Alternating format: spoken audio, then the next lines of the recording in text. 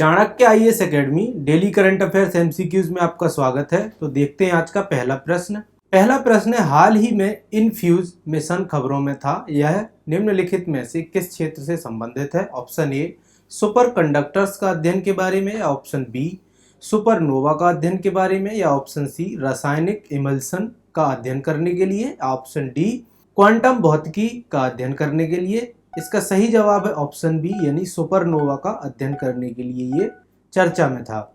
Integral field ultraviolet spectroscopic experiment infuse mission के संदर्भ की बात करें तो नासा ने 20,000 साल पुराने सुपरनोवा का अध्ययन करने के मिशन में रॉकेट लॉन्च किया है।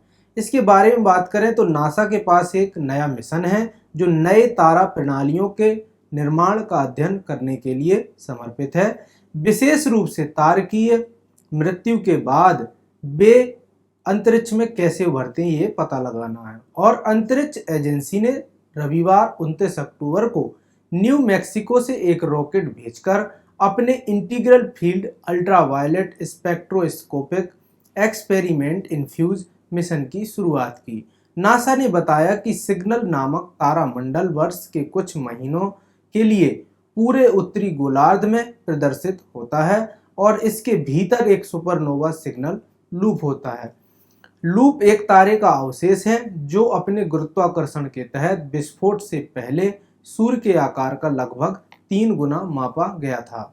उस घटना ने लगभग 20,000 साल पहले सिग्नल लूप के निर्माण का मार्ग प्रशस्त किया। इनफ्यूज के साथ नासा का लक्ष्य पुराने तारों से बची हुई धूल और गैस से सुपरनोवा के निर्माण के बारे में जानना है, जो न केवल नए तारों बल्कि पूरे तारा प्रणालियों या तारा प्रणाली मंडल और ग्रहों को भी रास्ता देता है। मिशन के लिए नासा ने एक टेलीस्कोप बनाया जो विस्फोट से बची हुई कुछ गैस को करीब से देखने के लिए दूर परावैगनी प्रकाश को मापता है, जो अभी भी 90,000 और 5,40,000 डिग्री फ़ारेनहाइट लगभग 50,000 से 3,00,000 डिग्री सेल्सियस के बीच तापमान पर गर्म है। रॉकेट में एक स्पेक्ट्रोस्कोप होता है, एक उपकरण जो यह देखता है कि प्रकाश और गैस किस चीज से बने हैं और यह समय के साथ कैसे स्थानांतरित हुए हैं।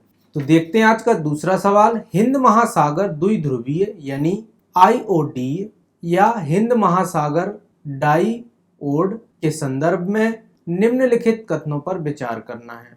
आईओडी अल नीनो घटना के समान है जो पूर्व में इंडोनेशियाई और मलेशियाई तटरेखा और पश्चिम में सोमालिया के साथ अफ्रीकी तटरेखा के बीच हिंद महासागर में घटित होती है। दूसरा है नकारात्मक आईओडी आमतौर पर दक्षिणी भारत में अच्छी वर्षा लाता है।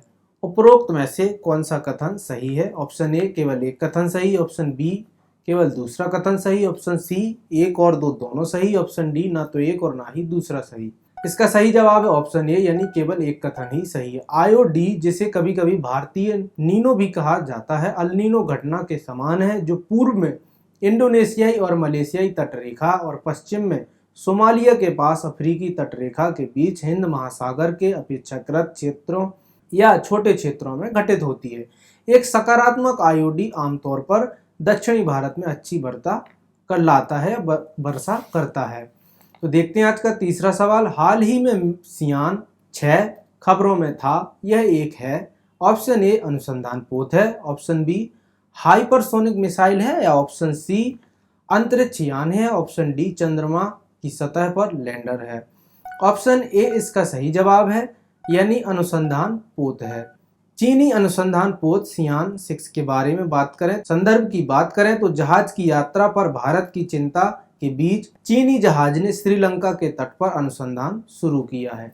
चीनी अनुसंधान पोत मिशन यानी सियान 6 श्रीलंकाई तट पर अपना 2 दिवसीय अनुसंधान शुरू करने के लिए तैयार है। अनुसंधान श्रीलंका के पश्चिमी तट पर और श्रीलंका की राष्ट्रीय जलीय संसाधन अनुसंधान और विकास एजेंसी NARA और रहुना विश्वविद्यालय के सहयोग से किया जाएगा। यह समुद्री वैज्ञानिक अनुसंधान है। मंत्रालय ने पहले कहा था कि जहाज पुनः पूर्ति के लिए कोलंबो बंदरगाह पर था। सियान 6 के बारे में बात करें तो अनुसंधान जहाज सियान 6 को 2020 में चीन के दक्षिणी अनुसंधान या समुद्री अनुसंधान जहाजों के बेड़े में जोड़ा गया था। इसे भूभौतिकीय अन्वेषण पर ध्यान केंद्रित करने वाला देश का पहला वैज्ञानिक अनुसंधान पोत कहा जाता है। आइए देखते हैं सवाल नंबर चौथा। हाल ही में करकुमा काकचिंगेस खबरों में था, यह एक है। ऑप्शन ए चमगादड़ की प्रजाति है, या ऑप्शन बी फूल वाले पौधे प्रजातियां हैं, या ऑप्शन सी शैवाल की प्रजातियां हैं, ऑप्शन डी मशरूम की प्रजातियां। ऑप्शन बी इसका सही जवाब है, यानी करकुमा काकचिंगेस ये फूलों और पौधों वाली एक प्रजाति है। मणिपुर में शोधकर्ताओं ने कुरकुमा काकचिंगेस नामक एक नई फूल वाले पौधे की प्रजाति की खोज की है। यह एंजियोस्पर्मिक परिवार जिंगिबेरासी से संबंधित है, जिसमें करकुमा, अदरक और इलायची शामिल हैं। यह एक मजबूत पौधा है जो 8 फीट लंबा होता है, जिसमें बड़े टर्मिनल यानी पुष्पक्रम होते हैं। यह थाईलैंड में पाई जाने वाली प्रजाति करकुमा फ्रायान से काफी मिलता जुलता है, क्योंकि यह बहुत कड़वे स्वाद के साथ नींबू पीले प्रकंदों के कारण अलग है।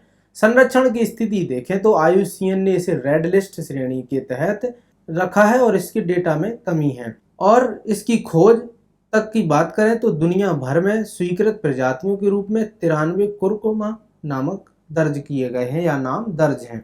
आइए देखते हैं सवाल नंबर 5वां। 7 देशों में अंतर्राष्ट्रीय समूह G7 या 7 देशों के अंतर्राष्ट्रीय समूह G7 में शामिल कंट्रीज हैं। पहली कंट्री है जर्मनी, दूसरी है रूस और तीसरी है चीन, चौथी लिखी है कनाडा, पांचवी फ्रांस, छठवीं है संयुक्त राज्य अमेरिका। सही कोड में उत्तर चुनना है, यानी ऑप्शन ए कह रहा है कि 1, दूसरा, चौथा, पांचवा, छठवां सही है, या देश पहला, तीसरा, चौथा, पांचवा, छठवां ऑप्शन बी कह रहा है, और ऑप्शन सी कह रहा है 1, 4 और 5, 6 सही है, और ऑप्शन डी कह रहा है कि 1, 2, 3, 4, 5 और 6 लगातार सभी देश सही हैं। पर इसका सही जवाब है ऑप्शन सी, यानी 1, चौथा और पांचवा और छठवां ही देश G7 समूह के देश हैं। इंटरनेशनल ग्रुप ऑफ 7 यानी G7 एक अंतर सरकारी राजनीतिक मंच है, जिसमें Canada, France, Germany, Italy, Japan, United kingdom और संयुक्त राज्य अमेरिका शामिल है। सन 1973 में वित्त मंत्रियों की एक तदर्थ सभा ने उत्पन्न G7 तब से प्रमुख वैश्विक मुद्दों, विशेष रूप से व्यापार, सुरक्षा, अर्थशास्त्र और जलवायु परिवर्तन के क्षेत्रों में समाधानों पर चर्चा और समन्वय के लिए एक औपचारिक हाई प्रोफाइल स्थल बन गया है। तो आज का सेशन हमारा यहीं समाप्त होता है। हम कल मिलेंगे एक नए सेशन के साथ। हमारे चैनल को लाइक, शेयर एंड सब्सक्राइब करें। धन्यवाद। Don't forget to like, share and subscribe to our channel and press the bell icon to never miss an update.